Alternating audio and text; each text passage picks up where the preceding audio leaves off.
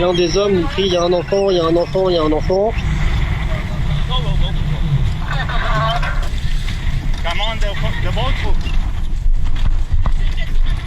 Les équipes récupèrent le bébé de 4 mois qui respire plus.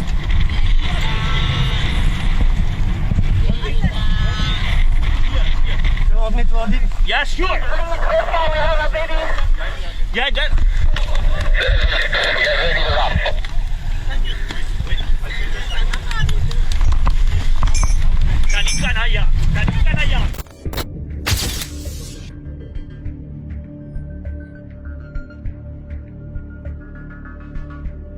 On a eu un appel nous prévenant qu'il y avait un bateau avec une centaine de personnes naufragées. C'était le branle-bas combat à bord. On savait qu'on avait peu de temps pour y arriver. Donc on était à 3 heures de la zone, la dernière zone connue où l'appel de détresse avait été passé. On est arrivé sur un naufrage qui était vraiment catastrophique parce que le bateau s'était affaissé par le milieu.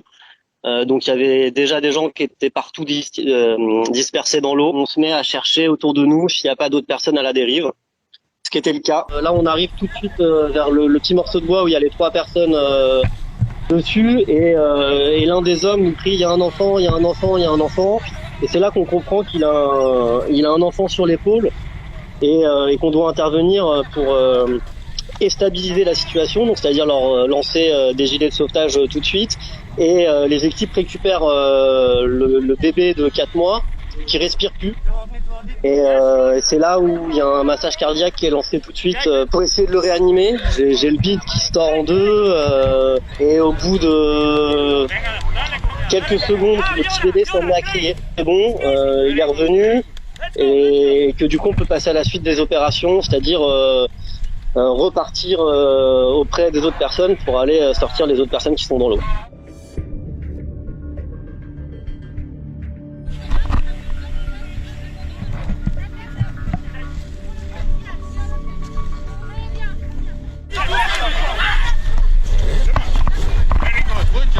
Come, guys.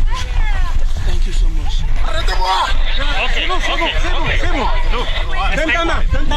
Il y a l'adrénaline qui commence à arriver et moi en tant que journaliste, il fallait que je fasse forcément des images. Mais très rapidement en fait, on est devant un cas qui est tellement critique. Avec beaucoup d'enfants, des femmes enceintes, en fait, tu poses le boîtier et tu te mets à devenir un technicien comme les autres et tu te mets à tout simplement sauver des gens. On est rentré parce qu'il y avait plus de soleil en fait, il faisait nuit, donc c'était le moment où de toute façon on n'aurait pas trouvé grand chose. Et alors ça commence par se prendre dans les bras les équipes. Tout le monde s'embrasse, tout le monde se check, tout le monde est content, hein, la pression redescend. Et pendant ce temps-là, du coup, les rescapés sont pris en charge.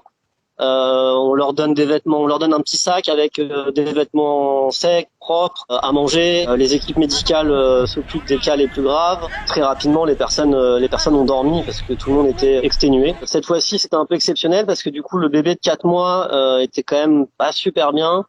Donc l'équipe médicale a demandé une évacuation par hélicoptère. Donc tard dans la nuit, je crois vers 2 heures du mat, il y a un hélicoptère qui est venu et qui a hélitroyé le petit bébé de 4 mois avec sa maman vers un hôpital en Italie. Et aujourd'hui, est-ce que tu as des nouvelles de cette famille? Est-ce que tu sais ce qu'ils sont devenus, où ils sont?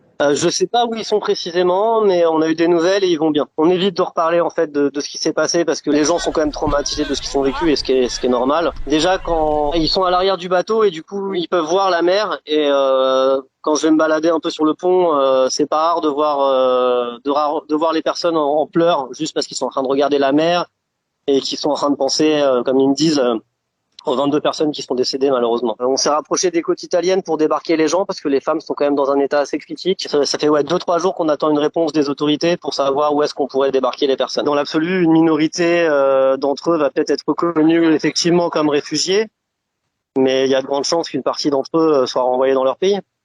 Et donc que le cycle recommence. Je voudrais juste remercier tous ces humanitaires qui donnent de leur vie, de leur temps pour amener un peu d'humanité dans ce monde, quoi.